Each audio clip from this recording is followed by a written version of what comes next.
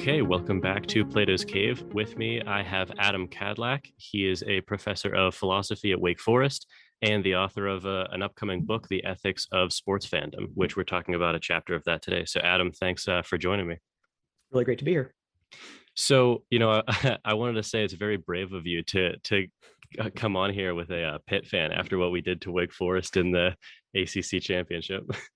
Yeah, so that didn't go how most Wake people sort of hoped. It was a good season for the Deacs, though. I occupy this sort of strange place with respect to Wake Forest athletics. On the one hand, I support them, students in my class, and so on. But as a graduate of the University of Wisconsin, all of my strong loyalties run that way. I'm more of a parental kind of observer of students when they're that I know when they're on the field. So I was obviously just disappointed for the students that I happen to know, but I didn't experience the pain quite as a fan in the same way that I did when Wisconsin lost to Minnesota. Yeah, definitely. No, they had a good season, and I'm sure the pain wasn't nearly as bad as what kicking it on fourth down last year, the Packers. The Packers. Yes. Yeah. It's funny. I have, one of the things that comes out in the book is that I have a lot of loyalties. I have a lot of different teams, and there's always the next game. And so the pain lingers a bit, but Packers are having a really good season, and that seems like a long time ago. There are occasional losses that you can bring up and they still really sting. Yeah. Wisconsin's loss in the basketball title game to Duke a few years ago still hurts when you talk about that. Honestly, the Packers lost to the Broncos in the Super Bowl back in what was that, 98? Yeah. I was still in college at the time. That one still hurts. The Packers were the better team, but again, you move on to the next game. Yeah, definitely.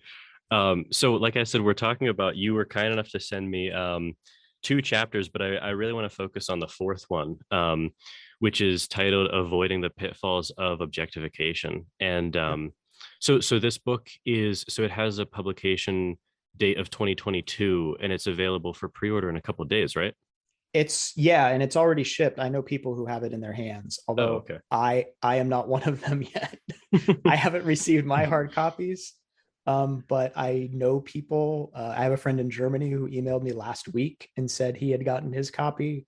A friend from high school screenshotted him holding the book, so it's out. If you can order it from Rutledge, or I don't know if Amazon has shipped their copies yet, but you can get it now. So it's on its way out, and I'm hoping to see it soon. Yeah, nice. That's that's kind of surprising that the author doesn't have his copies first. I have theories about when that happened. If I don't have them soon, I'll email somebody and see what's going on. Yeah. Well, I can say to anyone listening, the number one crime you don't commit, at least in the chapters that I read, is ruining sports. There was a real risk of, I could totally see someone else just butchering this with overly conceptually analyzing things and necessary and sufficient conditions for every little thing, and just taking the fun out of it. But you don't do that. So, well, that's good. That certainly wasn't my goal. Although I did decide that if all I was going to say was everything fans do all the time is fine, then that probably wasn't going to be a very interesting book. So there are some revisionary contentions in the book, and I do sort of, even with my own fandom, have thought as I've been working on the project about some things that I should approach differently or think about differently, and so on. But yeah, it certainly wasn't my goal to ruin sports for anybody. And it was at the end of the day to try to argue for the appropriate good place that being a sports fan can occupy in our lives. And so, yeah, the killing the joy of sports was not the goal, but putting it in a different sort of perspective and thinking about how we can think about sports better certainly was the goal. Yeah. Actually, in this chapter that I read of yours, you made me realize I think there are at least two things that I made a note of in the margins that I was doing that I actually didn't even realize that I was doing. So it's a good kind of introspection as a sports fan. You know, I'm a big Steelers fan. So this is not our year, obviously, but so the chapter is all about objectification. And the reason why I was interested in this is because I've been really getting into, you know, P.F. Strawson's Freedom and Resentment, where he defines the reactive and the objective attitudes, and then all of the subsequent work about that. And you cite kind of maybe the main citation that the chapter builds off of is this really popular paper by Martha Nussbaum in 1995, just titled Objectification, which I actually haven't read, but the excerpts that you give, I'm definitely going to read it now. So she gives these kind of seven that you kind of introduce the chapter with, seven aspects. Nussbaum doesn't think they're necessary and sufficient, right? But they're seven aspects of objectification. And so maybe I can just read through them and then we can talk about them. Yeah, that's great. Okay, cool. So there's instrumentality, which is where one treats another as a tool of one's own purposes. There's denial of autonomy, where one treats another as lacking in autonomy and self-determination. There's inertness, which is where you treat someone as lacking agency and activity. Fungibility, where someone is interchangeable with another thing or person of the same type and with various things of other types. There's volubility, which is where one treats another as lacking in boundary integrity and as something that is permissible to break up or smash or break into pieces. Ownership, where someone treats another as something that is to be owned or bought and sold, traded, etc. And seventh is denial of subjectivity, which is where one treats another as something whose experience and feelings, if any, need not be taken into account. So these are super interesting. And the one that really jumped out to me at first was ownership. You know, we even call there are team owners and players are really bought and sold as a commodity. Yeah. So one of the things that was challenging about working on the project is that you touch on all these other debates. You wade into all these other debates, of which you are not a central participant. And so I was constantly worried, and to this day I'm worried about wading into territory where I'm kind of out of my depth and where people who are steeped in the debate are going to say, yeah, well, but this, I decided at a certain point that was just a risk of the kind of project that I was going to try to do, because what I really wanted to do was draw on all these things to help us understand fandom better. My interest in objectification, actually, the overall project started out just focused on football. I was going to try to do basically a book about contemporary moral problems in the current state of American football, and in ways that are no longer reconstructible. I can no longer reconstruct in my head. I kind of waded into this idea of objectification because there's this distance that fans have from what's going on the field, where we can forget quite easily that it's human beings who are playing the games, right? And we can think of them just as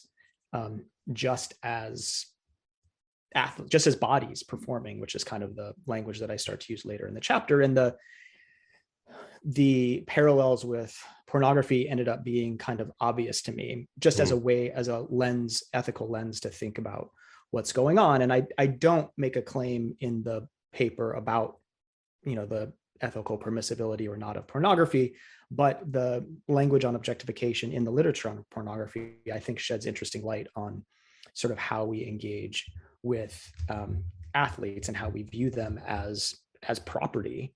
And it's really striking. I had a conversation with a friend a few years ago about the NFL Combine, and if you ever watch footage of the Combine, it's, guys essentially in their underwear doing all sorts of athletic things, and they take all these measurements, and they're like poked and prodded, and they're measured, and they take all these statistics and so on. And particularly in a context where so many of the athletes are Black, you get a really disconcerting echo of slavery and treating bodies as property solely in terms of what they're able to do.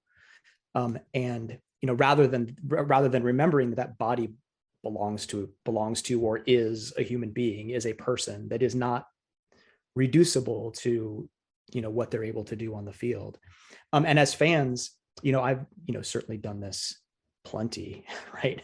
Where you think about the player you're angry at. It's almost always when you're upset with them. Yeah. Or dissatisfied that they didn't make the play or whatever it happens to be, that you forget there's a person behind in football. Particularly, maybe it's easier because they're wearing helmets and you don't see their faces as much, but you forget that it's a person there. And in terms of the language of buying, selling, trading players as commodities is sort of shot through the sports industrial complex. Now that's not always bad. I mean,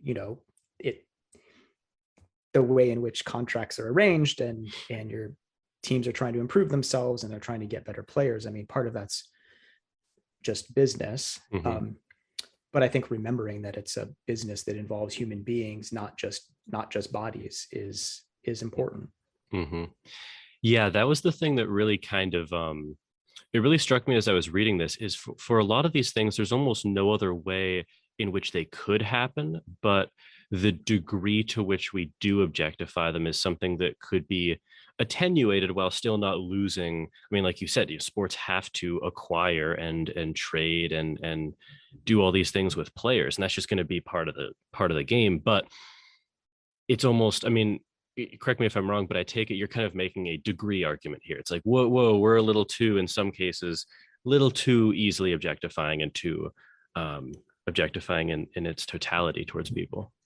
Yeah, I think that's fair. I think that's fair. I think there's also the questions about, and I touch on this later in the chapter, the way we view athletes when they're not on the field, right? And what we expect of them when they're not on the field. And I try to draw the connection to the sort of view that a lot of people seem to have, that athletes should just stick to sports, and that their views on social questions and moral questions just shouldn't be, I mean, they don't have standing to speak, and why, you get paid to play. What you have to say about these political issues shouldn't matter. And so I think that that's a way in which, thinking and remembering that none of us want to be treated that way, whatever our line of work, right? I mean, I teach classes and produce philosophical research that I hope is interesting, but that's not all I am. I do all sorts. I mean, I'm interested in sports. I have a family. I have a vibrant life outside of the way in which a lot of people relate to me, and denying people that extension of their humanity and saying, no, look, this is what you are. This is your only worth. I think is really problematic too. So there's the way in which you think about what's going on when it's on the field. And I think the biggest way in which trying to de-objectify players has affected me in that regard is just remembering that they're people, that they're trying. In almost every case, they're trying, and they may or may not be successful, but they're people. And that's actually made me more sympathetic to athletes, just in general. I feel bad for the athletes when they're on my team and they don't win, my favorite teams, and they don't win. And you feel happier for them when they're successful and so on, but also to remember that they're not just what they are on the field. Yeah, I mean, you mentioned, helmets and pads in football specifically, kind of obscuring the humanity of people. But I saw this now. I mean, we even identify them by numbers. It's like we're serializing them too.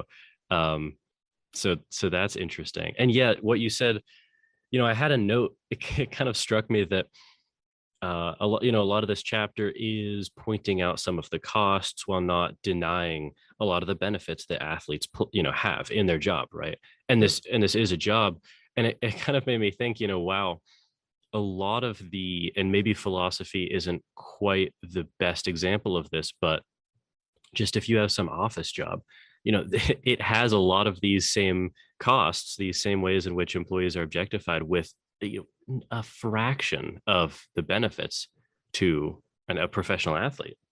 Yeah, absolutely. this analysis can extend to all sorts of different areas. I think what makes it particularly relevant in sports, and I touch on this in the chapter, is that I think the fact that there are such benefits, particularly financial benefits for at least the top level players, obscures the fact that they can still be objectified. It makes it easier for us to sort of explain away the objectifying aspects of their job, and to think, well, look, you get paid to play, you get paid a whole lot of money to play, and therefore people might more easily slide into the conclusion that, well, you can't be objectified in that way. I think there's also this aspirational feature where, most boys that I knew growing up at some point in their lives wanted to be a professional athlete of some sort. We grow up projecting ourselves into what's going on on the field. And so when some part of it, most people give that up at some point. And for me, I gave it up long time ago. But there's some part of the back of your mind that still thinks, oh, how cool would it be to, catch the winning touchdown in a Super Bowl? And that also can make us think that, can make us immune isn't the right word, blind to the fact that we can also objectify these same athletes that we seem to admire. I think a similar dynamic comes up every time there's some labor negotiation. What the Major League Baseball is locked out right now, and people frame it in terms of millionaires and billionaires arguing about how many zeros are going to be on their checks. And there's a way in which that's, I think, partially fair for a lot of people who are just struggling to get by. But I think it's also the case, not to be too Marxian about it, but it's also a case of labor and capital, and the fact that so much money is at stake can lead us to forget that, oh wait, Aaron Rodgers is an employee, and in fact he's a union employee, and when that kind of status comes into view, he's a very, very, very, very well compensated union employee. But in terms of the power structure of sports, I think it's, again, something that's easy to forget. Although this offseason, I don't think anyone forgot how much of an employee Rodgers was. That was his main. No, that's absolutely. But that's, in some ways, this is especially as a lifelong Green Bay Packers fan who absolutely loves watching Aaron Rodgers play football. It's just stunning, I think, what he's able to do. It's a good reminder, a good test of the kind of arguments I made in the chapter, where he's doing things.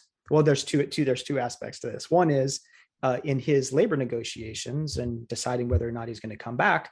As a Packers fan who wants them to win, I want him to come back. But it turns out it's not my life. And fans have a tendency, I think, to hold athletes to standards in their commitments to their jobs that they don't hold themselves to, or maybe all sorts of other people in their lives. People change jobs all the time when they think they can have a better employment situation, whether it's financial or whatever other reason that we want to move to another job. And yet we expect players to have the same commitment to the teams that we love that we have. I have a colleague in the philosophy department who still cannot stand Carlton Fisk because he left the Red Sox for the White Sox back in this is the 70s. Wow. But and we've had this conversation. My point is, well, he got a different job, right? He wanted to work. He wanted to work somewhere else. Yeah. And I think the commitment that the players have. So that was a good reminder, a good test case for me to be like, well, if he wants to play somewhere else, it's, I'll be sad in a sense that I don't get to watch him play as a fan of the team that I support.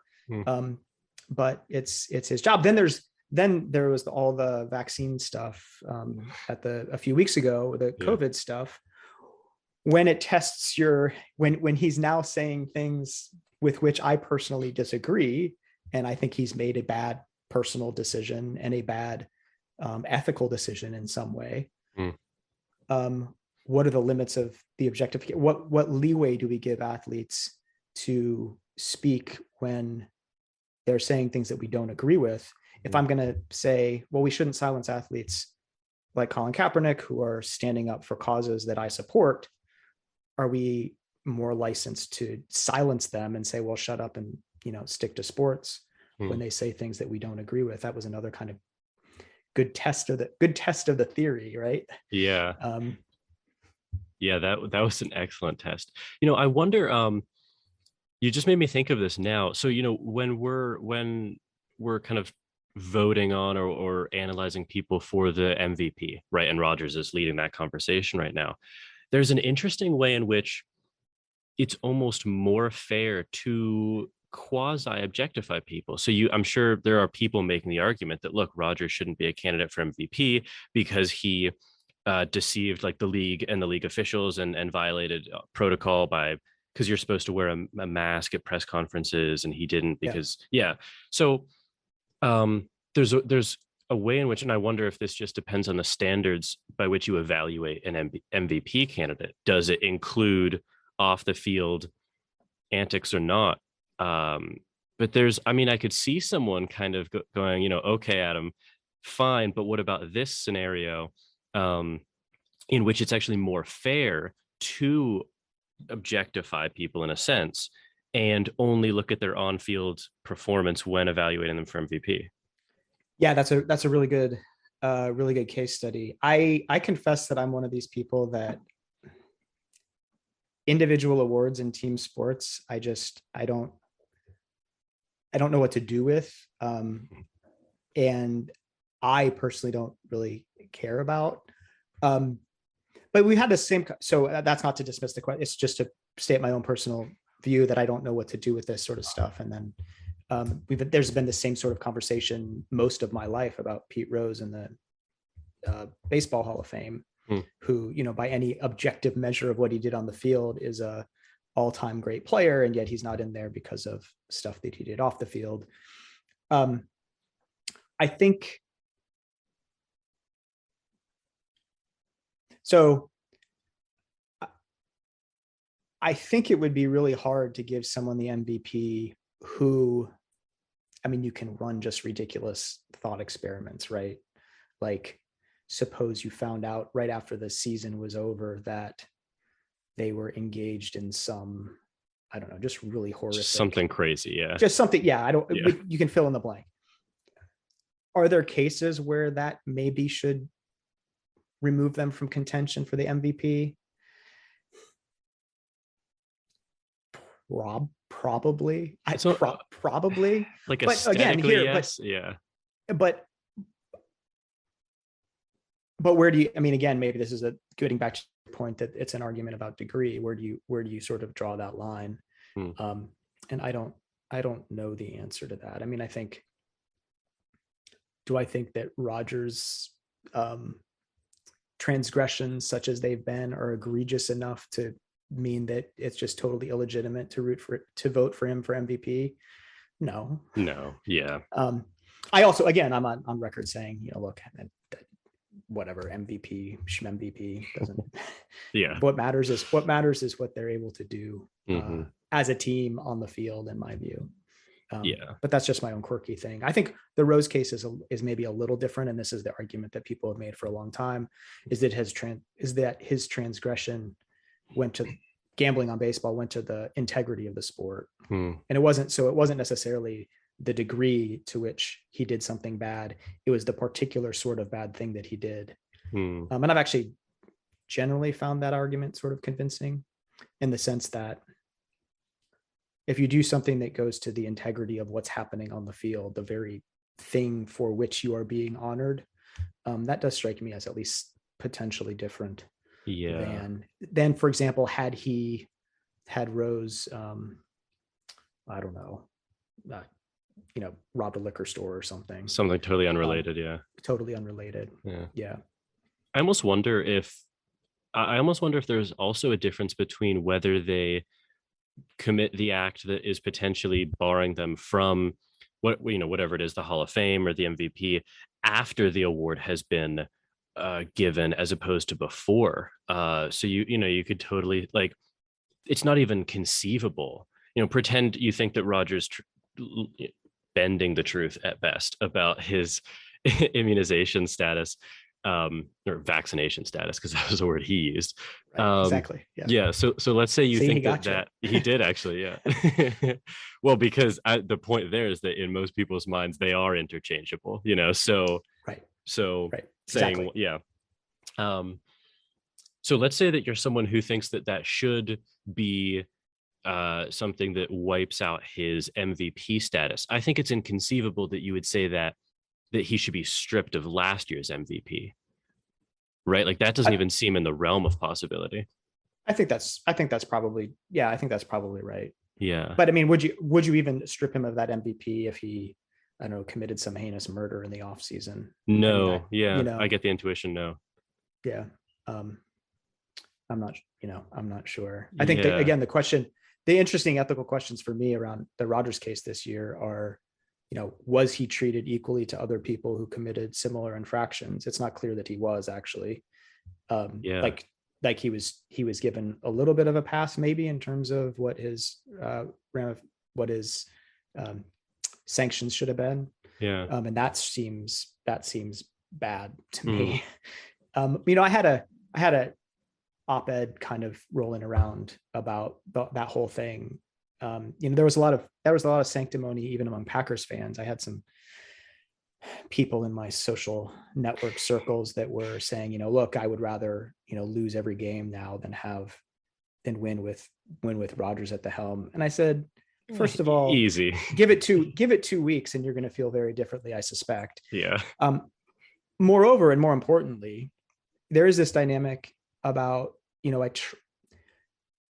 we're already supporting teams that have people on them that believe very crazy things and do ethically questionable things. Rodgers just got caught, and B is one of the most famous athletes in the world.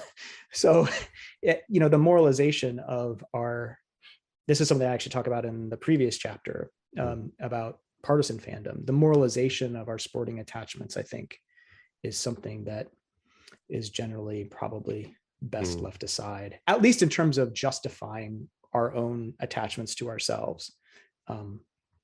I think, and I don't know, I have to revisit with some of these people that made this claim. If the Packers go on to win the Super Bowl, like, are they posting on Facebook how happy they are? Or am I going to hold them and say, you know what, you said you'd rather lose every game. You'd rather the Packers lose every game for the rest of the season than win with Rodgers at the helm. Did you really mean that? Yeah. Did you celebrate when they won? Or yeah, that would be a good kind of a hypocrisy test. Yeah. So this was what you kind of said. So one of the questions that I wanted to get into you with, and I kind of have mixed feelings about, is to what degree, I guess there's two questions I'd like to explore.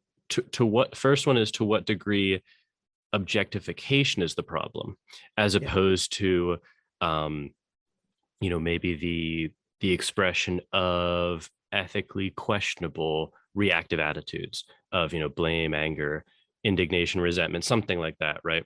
And then the second question is how we define, or kind of what constitutes objectification.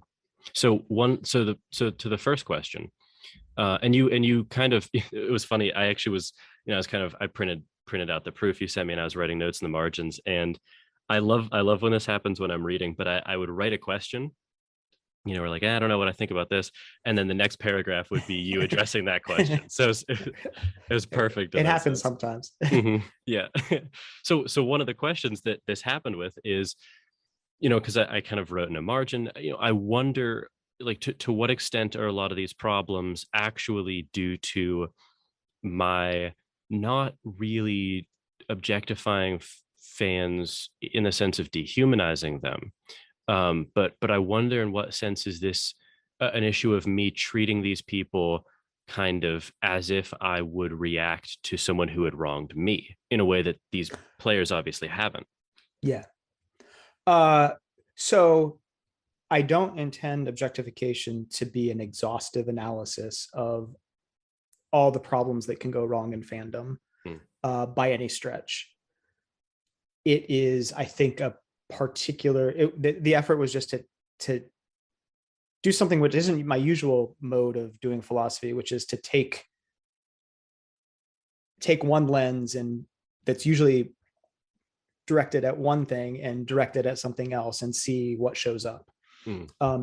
And I ended up thinking it's a fairly fruitful lens to think about at least some of the things that can go wrong in the relationship between fans and players.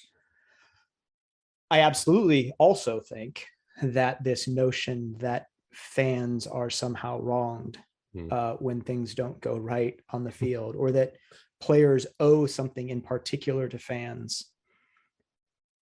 And I wrestle a little bit with what actually do players owe fans. My inclination is to say not very much, but we can get back to that. But I absolutely think that this sense that, you know, we are wronged as fans when things don't go the way we want them to. For example, that Rodgers was wronging, if he goes to another team, that he's somehow wronging the Green Bay Packers fan base in the sense that they owe, you know, he owes us his undying, you know, loyalty.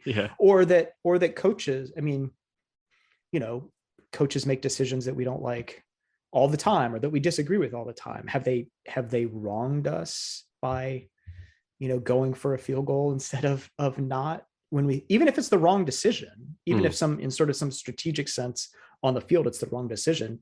Have they wronged me as a fan by depriving me of what? I mean, what am I entitled?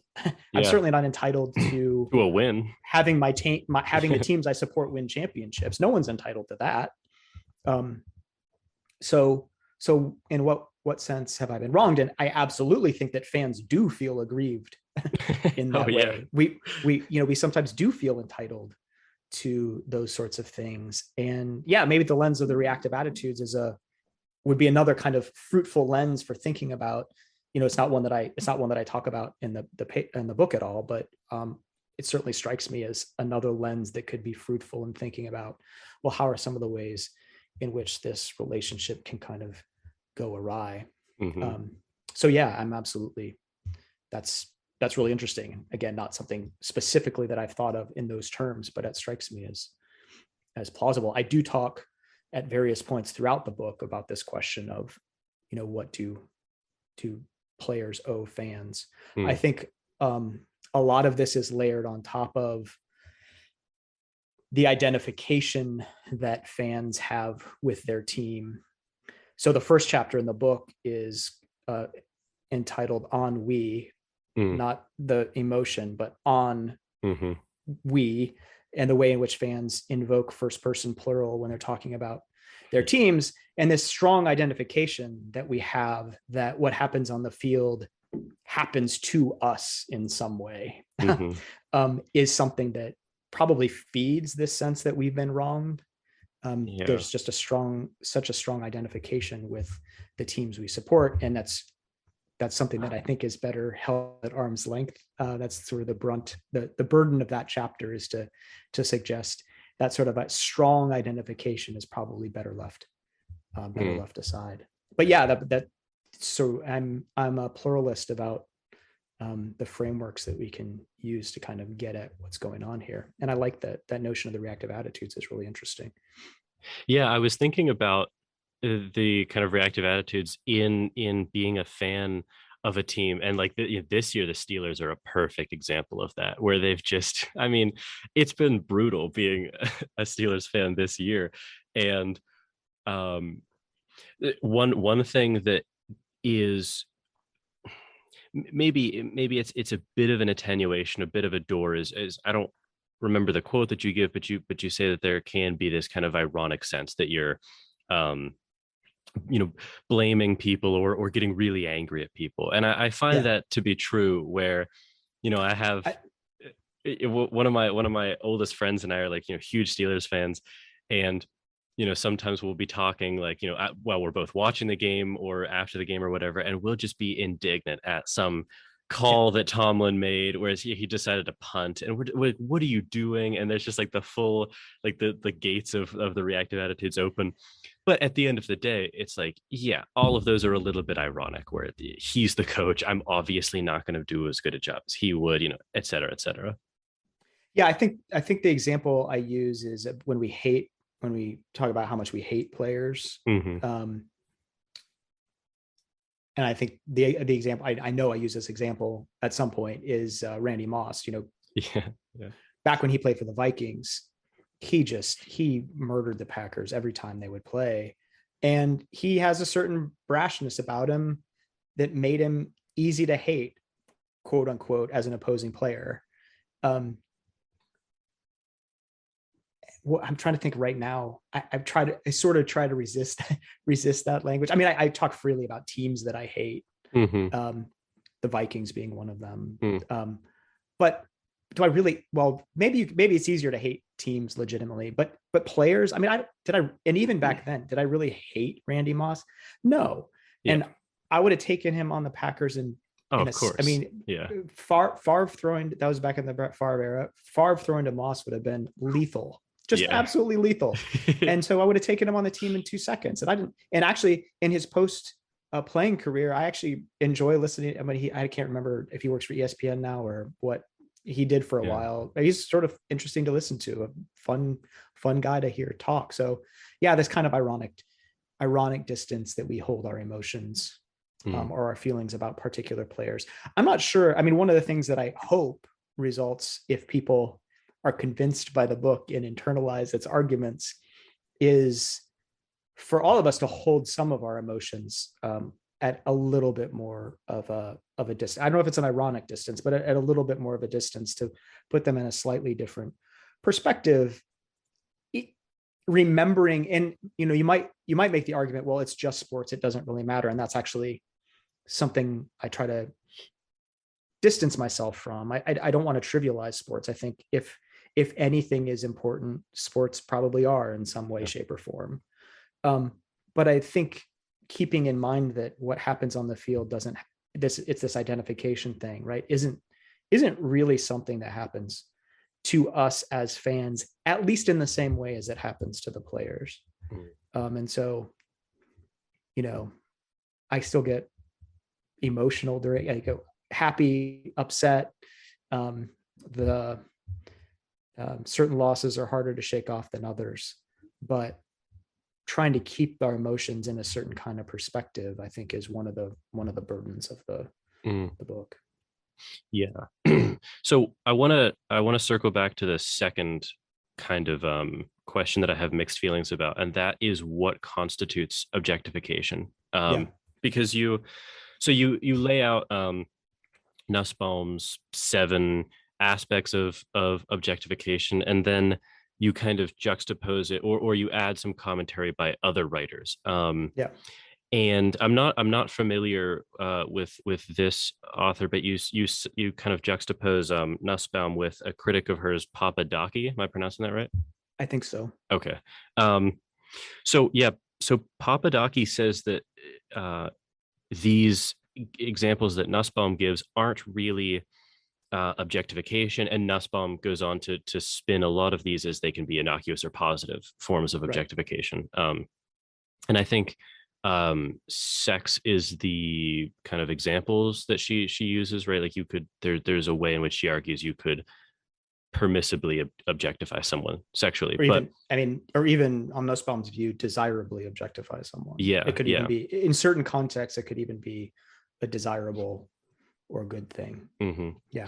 So Papadaki, you have this quote from her. She says, "We treat objects as not having any autonomy or subjectivity whatsoever. We do not treat objects as lacking in autonomy and subjectivity the one moment and then go on to treating them as autonomous subjects the rest of the time. It would be insane for me to do that with a chair, for instance." But she continues, "Furthermore, since objects clearly do not have humanity, we do not at any time acknowledge, respect, or try to promote their humanity. Doing so would be absurd, even problematic." So I'm wondering if instead of trying to collapse, the concept of objectification as strongly as she is, I wonder if she could just say that it seems like there's an obvious difference between non-conscious objects versus objectification of conscious objects, which it was kind of odd. I don't know, maybe I'm not understanding the debate there, but I found it odd that she criticized Nussbaum in that way, because when when I objectify someone, and maybe I'm kind of viewing this too much through like the Straussonian terms, it seems like I do kind of degrade someone's status as an agent to an object and view them closer to the way I would view a chair than the way in which I would view someone in just, normal agentic interactions. Yeah. So I think two points on the debate there. First, I don't think that Papadaki thinks that you can't slide back and forth between. Okay. I don't think she thinks that, that you can't slide back and forth between objectifying attitudes and non-objectifying attitudes. I think the idea is, and maybe this is a Straussonian point, that in general, the possibility of, how do I put this, that the possibility of being objectified means that you already occupy a certain conceptual space, right? So you can't actually objectify a chair, because it can't occupy a non-objectifying space. If that, I think that's the idea. And so the possibility of objectification means, I think, that you're already in the space where certain kinds of reactive attitudes are, to put it in those terms, are appropriate. I think, and this is the lens or the way in which I tried to do the exposition, I think the crux of the debate between Papadaki and Nussbaum is really on this question of whether it's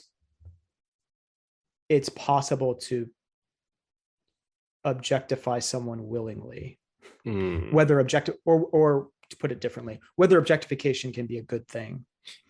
And I note in that chapter that at a certain point, we're getting into really fine-grained verbal disputes about, well, how are we using or deploying the word objectification.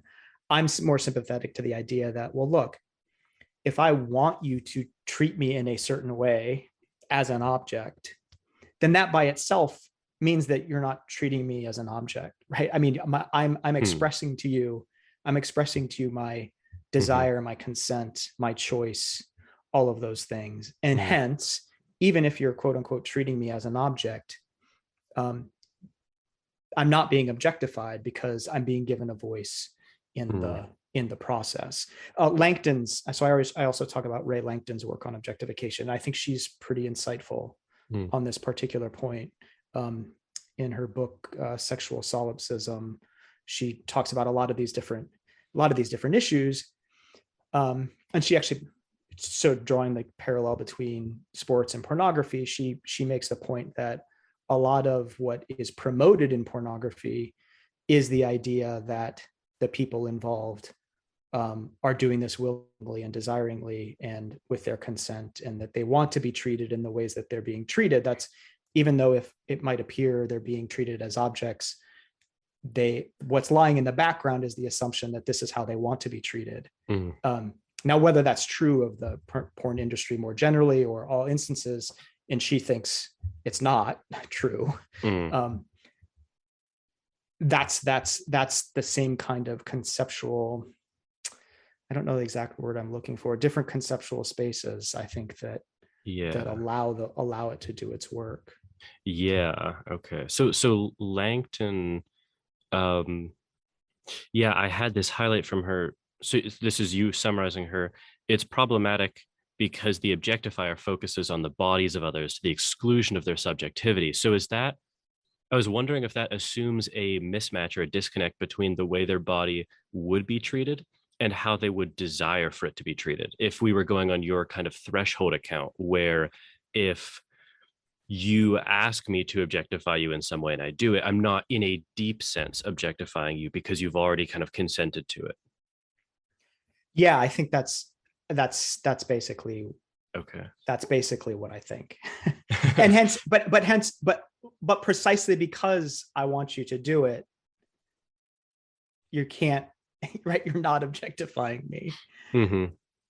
I think so at a certain point, look, I think I think the objectifying attitude or stance or view or approach is something we can do that makes no external difference to the outside world in terms of how we behave. Yeah.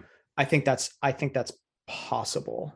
Yeah, totally. So I think we can, I think it's possible to just go around objectifying people and no one is the wiser. No one knows anything, right? Yeah. Because it doesn't manifest itself in any change in our behavior. So it is really an outlook. It is really a view, a question about how we are viewing someone that I think's at issue.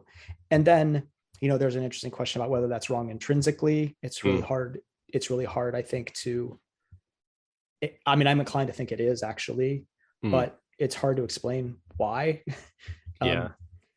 Except that it's a false view. People aren't objects. The case I try to make in the chapter is that there's at least some potential for trickle down effects of an objectifying attitude.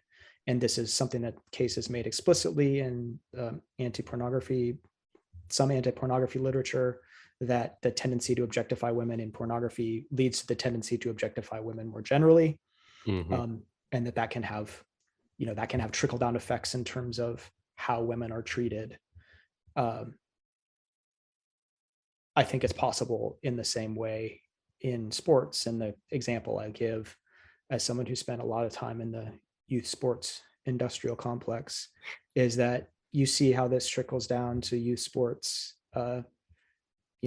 pretty clearly when you hear all the insane things that happen on the sidelines, where you forget that not only are they people too on, the U12 soccer field, but they're kids. But they're U12. Right? Yeah. But the way in which the tendency to impose the mindset we have when we're watching a game on television, where it's professionals, highly paid professionals playing, to translate that to different contexts is, at least I think, potentially a problem.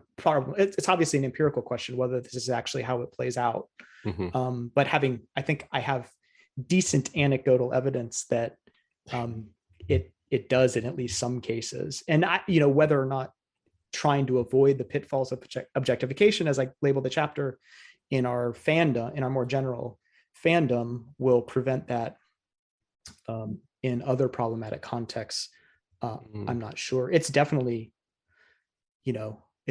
changed the way. I like to think that I've always had youth sports in pretty decent perspective, at least avoiding the worst versions of insanity. But it's changed my view even more as I've sort of thought about the ways in which, look, it's not just that, like, all athletes are people. Yeah. Right? Yeah. Anyway. What's interesting? So if we're kind of looking at professional sports through that threshold look of objectification, I guess, so the kind of the grounding of why you find reasonable problems with the way professional sports are viewed by fans is not, well, maybe, so I don't know. So there's a question of, are the problems intrinsically due to objectification of professional athletes, or is it that in consenting to be objectified, signing the sports contract to play on a team, we are not as I'm blanking on her name, as Langton puts it, we're not treating their bodies in objectifying, sports athletes in a way that they would consent to. So is it objectification qua objectification, or is it objectification qua the way we treat them after we objectify them, for you? I think so. I think for Langton's bit, and I think that her addition to Nussbaum's list, where she talks about silencing, is really important, is a really important piece of the puzzle, because I don't think that athletes consent to being silenced. Yeah. And this connects to the issues of, sticking to sports and speaking out on issues and having lives off the field. I don't think that they are, whatever their whatever they're agreeing to subject their bodies to in the service of doing their jobs on the field, I don't think they're consenting to be silenced to being off silenced. it. Yeah. And so I think that's a really, again, this was initially the main lens through which I was thinking about ethical problems in football having to do with concussions and bodies and injuries and all that sort of stuff. And I still think it's useful in thinking about that, but it really kind of came out more forcefully with Colin Kaepernick and athlete protests, and how we're to think about athlete protests. And if you want to say, well, look, you signed the contract, you agreed to play, I think that's fair, right? I mean, that's their job. Where it's interesting whether it's college athletes' jobs or not, but that's your job. But that doesn't mean that you agreed to, not say anything about anything else ever. Yeah. And so I think that, the connection between athletes who want to talk about things other than sports is why there's at least some light that specifically the notion of objectification can shed on that particular issue. Yeah. Oh, we should end on the silencing question, but before we get that, I just want to close the loop on the objectification stuff.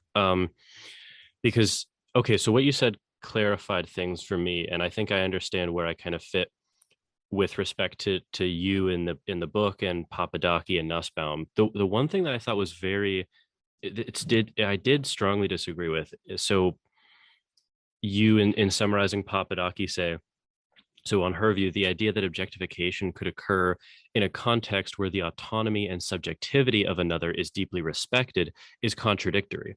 So she's saying if one's autonomy and subjectivity are being respected, then one's not being objectified, no matter what things might look like to an external observer. And I just thought that seemed very wrong in the way that you could objectify another and precisely take into account their feelings and desires and intentions as kind of variables. Strawson has the language of manipulation, something to be accounted for, right?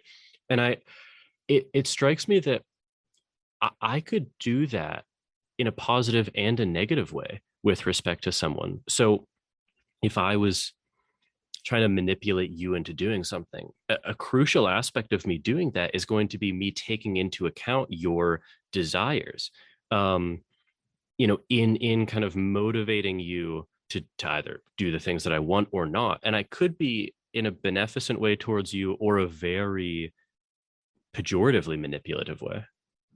Yeah, I think that's certainly true. I'm just not inclined to see those as instances of objectification. Okay, interesting. Right. Yeah. So because of your threshold view. Well, I also so take certain forms of like just incredible cruelty, anecdotes from Nazi concentration camps of how Nazi guards treated Jewish prisoners. There's an inclination to say that, well, they objectified them. They treated them as, lacking subjectivity. They were just objects. But I think a far more plausible analysis is actually, no, they very much took subjectivity into account. They just didn't, they used it in a particular way. Yeah. Or I don't know, a recent example, I don't know if you've seen or read the Underground Railroad, Colson Whitehead's novel, or it's an Amazon series looking at slaveholding in the American South. And it's very clear that the distinctive forms of cruelty as portrayed, it's a fictionalized narrative that has a kind of fantastic, in the sense of fantasy, layer over it. But the core elements of a lot of the encounters are deeply rooted in, historical facts. A lot of the distinctive cruelty that slave owners exercised on enslaved people precisely took account of their subjectivity. And so the claim isn't, well, that's not wrong. The claim is just, the claim is just, it's not objectification. And in fact, I mean, I'm not someone that tends to put these things in matters of degree, talking about what's worse than what, but it's clear to me, and I think you rightly highlight, that there are distinctive forms of cruelty that latch onto the fact that you know that someone has a certain kind of subjectivity. And I just don't think that's the lens. I don't think the lens of objectification is the right lens to think about those sorts of things. The Australian philosopher Raymond Gaidas has a series of essays published in book form, Our Common Humanity, in which he explores some of this a lot. And Gaida's work was really influential on my dissertation and so on. And he kind of speaks eloquently to precisely this dynamic. Yeah, I know. In a way that I find pretty convincing. Okay, I'm not familiar with that. I'll have to check it out. Yeah, the kind of examples that I was using, and you really highlighted them. I think Paul Bloom kind of writes about this in his work on, empathy. And I think he had an op-ed in the Atlantic or the New Yorker or something about dehumanization, where a lot of the atrocities that we see aren't actually a result from dehumanizing someone. They're a result of really imbibing their humanity and hating them for it. Yeah. Yes. I find this analysis of a lot of these cases pretty compelling. So yeah, objectification is in my view bad, but it's certainly, again, going back to our themes about other lenses you might use. I don't think it's the only way that we can disrupt human relationships. In some cases, it might not be the worst way. But it is a way that I think, again, if the theme of the book is to try to highlight some of the ways in which the relationship between players and fans can go awry, this is one that I think might be missed some. Yeah, definitely. Yeah, that's interesting. I want to follow up on reading Nussbaum's and Papadoki's work, because they both seem interesting. So let's because we're over an hour at this point, but I want to talk about, I also had mixed feelings about the silencing question. Yeah. Because now I'm thinking about it in a different view, because I originally had the question of, is silencing really objectifying to athletes? Because there's the obvious way in which, and you've already pointed this out, you're just an athlete, you're this kind of thing almost that's supposed to entertain me. I don't care, shut up about X, whatever X is. And that seems like an obvious way in which silencing is objectifying. But then there's another way in which, and this might just be the terminological debate we've been talking about, but there's another way in which one could silence an athlete in a very reactive, kind of hateful way, right? Like where they, in the Paul Bloom sense, really kind of hate them for what they're saying as a human being, not really as an athlete. Yeah. I wonder if it just comes down to how they silence them. Well, so this is, no, I mean, I think there's a difference. I don't work this out in any detail, and I don't have it worked out in any detail. Well, in much detail. I think there's a difference between silencing an athlete from speaking on anything with the stated reason that they're an athlete and it's your job to play. I think there's a difference between that, which I take as a kind of paradigm instance of objectification, and then wanting to silence athletes because they're talking about things that we don't, or because we don't like them personally, or because we think they're saying dumb things, or we think they're saying dangerous things, or they're saying things that we disagree with. And this sort of goes back to something we were talking about earlier, some tension. Well, if you think athletes have a right to speak, does that mean they have a right to speak when they're saying things that you think are wrong or false or even potentially harmful? And again, I don't have this worked out in a ton of detail. I mean, I have my own reactions to athletes when they speak out and say things that I find abhorrent. And I will find myself sometimes saying, well, you're just a effing basketball player. Like, why do we care what you have to say about this? And then I think, well, is that just because I'm not agreeing with what you say? If you were saying something that I liked, I would have a different sort of reaction. And I think the response is, like all of us, athletes have a right to speak.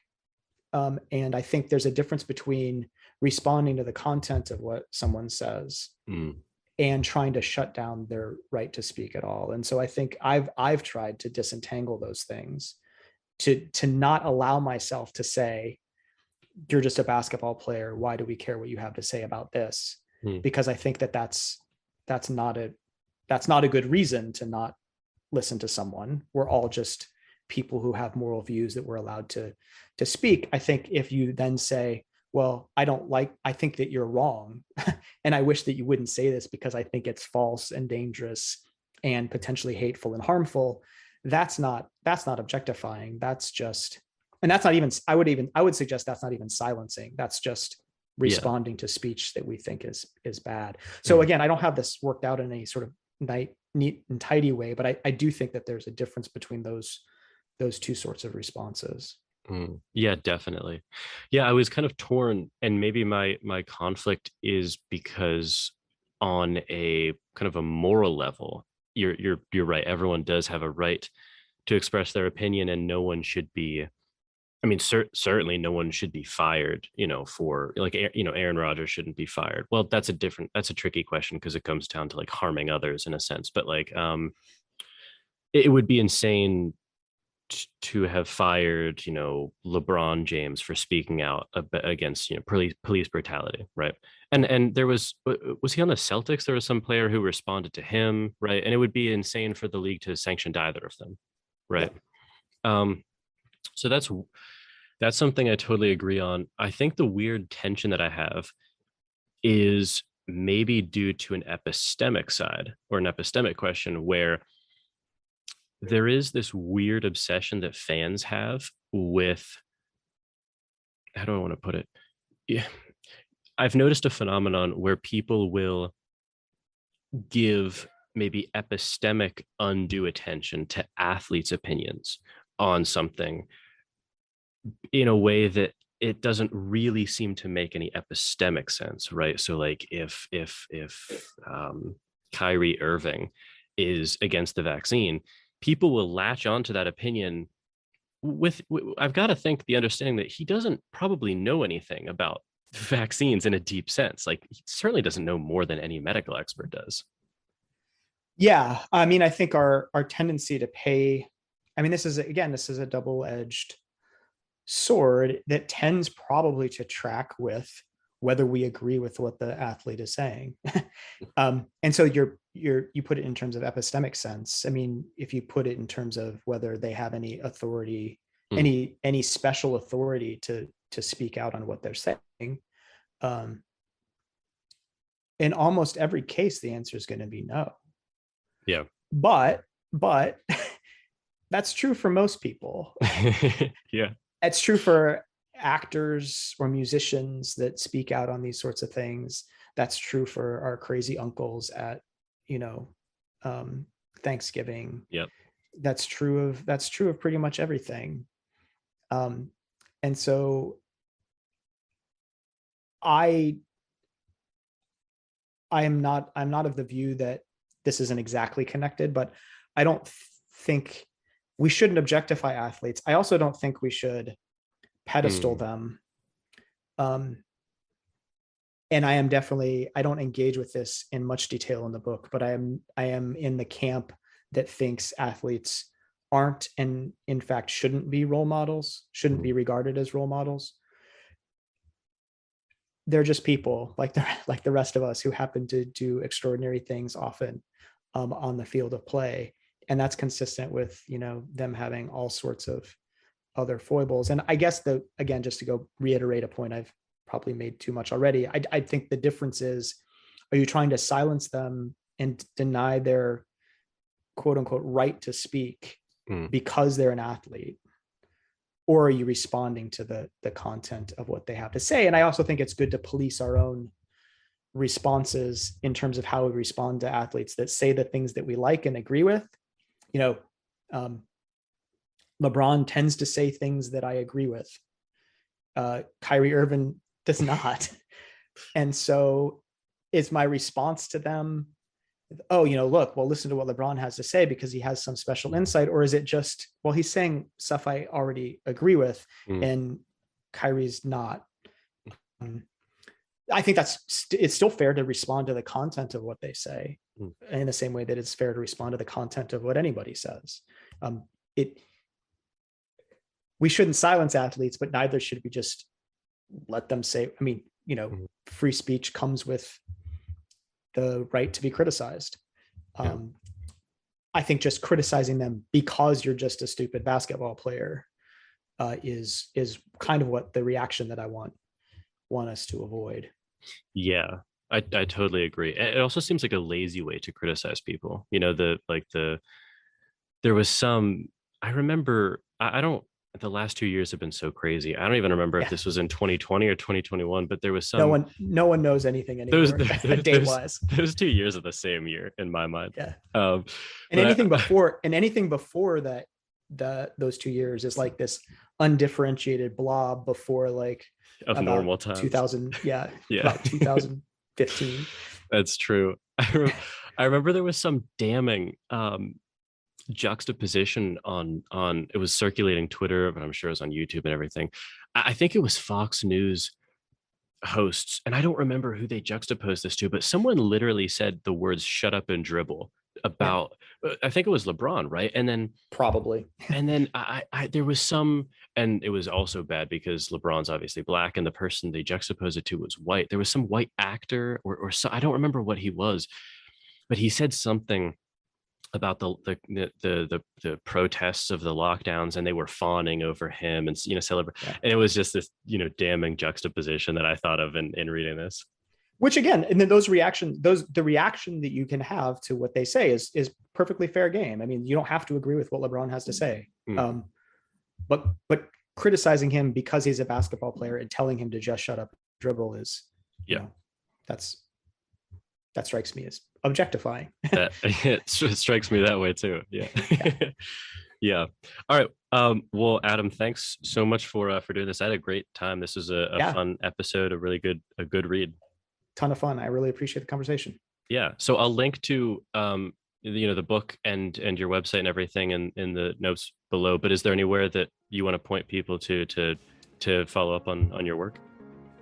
You can, if you go to my professional website, I keep that pretty well up to date. You can drop me a line there. I'm on Twitter at AJ Kadlac. I don't tweet a ton, but if you follow me, I will probably follow you back, and you can DM me there. That's perfectly fine too. Okay, cool. All right, stay on the line, Adam, but thanks again for doing this. I really enjoyed it. Yeah, absolutely. Thank you. Okay, well, I'm really thankful to Adam for coming on the show. I really enjoyed our talk, and I hope you found it enlightening as well.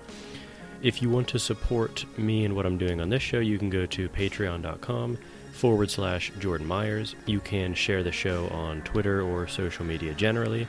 You can rate it on Apple Podcasts, like and subscribe to YouTube or your RSS feeds, and you can also connect with me. You can email me at platoscavepodcast@gmail.com, and you can follow me on Twitter at Jordan_C_Myers. And all of those links and more will be in the description below. And as always, thank you for listening, and keep struggling to escape the cave.